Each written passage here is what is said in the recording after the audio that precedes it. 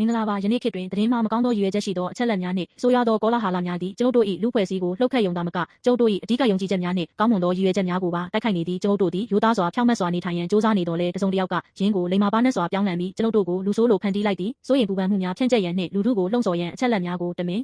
တကားပြောင်းလဲပြီးလူသိရှင်ကြားအော်ဟစ်သည့်မဟာဗျူဟာသည်2900နှစ်ကအာရှုရိယမင်းကယူဒပြည်ကိုကျူးကျော်စဉ်ကလည်းရှိခဲ့သည်အာရှုရိမင်း၏ဗိုလ်ချုပ်ရက်ရှာကေသည်မြို့ရိုးပေါ်ရှိယူဒလူများကိုဤလှည့်ကွက်ကိုအသုံးပြုခဲ့သည်သူ၏တိုက်ခိုက်မှုမြမြလိမ္မာပါနှင့်သည်ကိုကြည်ပါထိုအချိန်ကယူဒမင်းဟိဇကိယသည်နိုင်ငံကိုကယ်တင်ရန်ဘာသာရေးပြုပြင်ပြောင်းလဲမှုပြုလုပ်ခဲ့သည့်ရုပ်တုများကိုဖယ်ရှားပြီးဖျားသခင်ကိုသာကိုးကွယ်ရန်စ조사ခဲ့သည်သို့သောရက်ရှာကေကဤကောင်းမွန်သောပြုပြင်ပြောင်းလဲမှုကိုရှုတ်ချပြ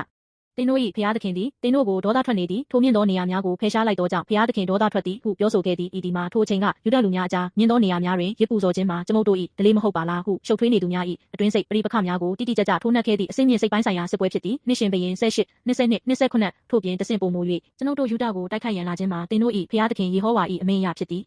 ဟုအော်ဟစ်ခဲ့သည့်ဤဒီမှာမြင်းမြကြောက်မက်ဖွယ်နီကျွန်ုပ်တို့အယုံကြည်ဆုံးဖျားသခင်၏အချုပ်ချာအာဏာကိုရန်သူများကအလွဲသုံးစားပြီးလိန်ညာခြင်း၏ကရိယာအဖြစ်ပြောင်းလဲခဲ့သည့်ယူဒအရာရှိများကလူများမကြားယုံမျှအာရမဲဘာသာဖြင့်ပြောရန်တောင်းဆိုခဲ့တော်လဲရက်ရှာကေကယူဒဒေသရစကားဖြင့်ပုံမကျဲလောင်စွာတိုက်ရိုက်ယူဒလူများကိုအော်ဟစ်ကကြောက်ရွံ့မှုနှင့်ရှုပ်ထွေးမှုကိုအမြင့်ဆုံးဖြစ်အောင်လုပ်ခဲ့သည်ညီအကိုမောင်နှမများ၏ကျွန်ုပ်တို့ကိုပျက်စီးစေလိုသောမကောင်းသောအင်အားစုအားလုံးသည်သတင်းမှားများ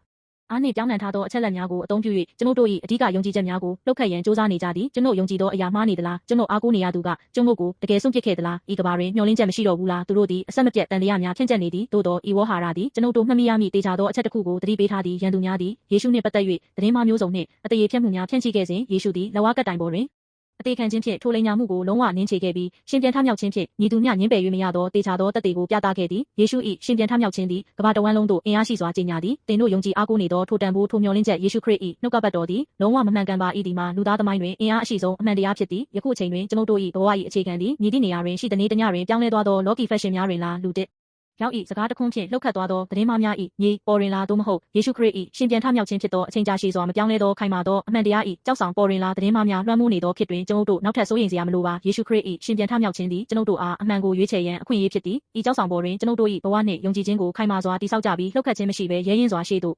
ချီတက်ကြပါစို့အမှန်တရားသာလျှင်ကျွန်ုပ်တို့ကိုလွတ်မြောက်စေမည်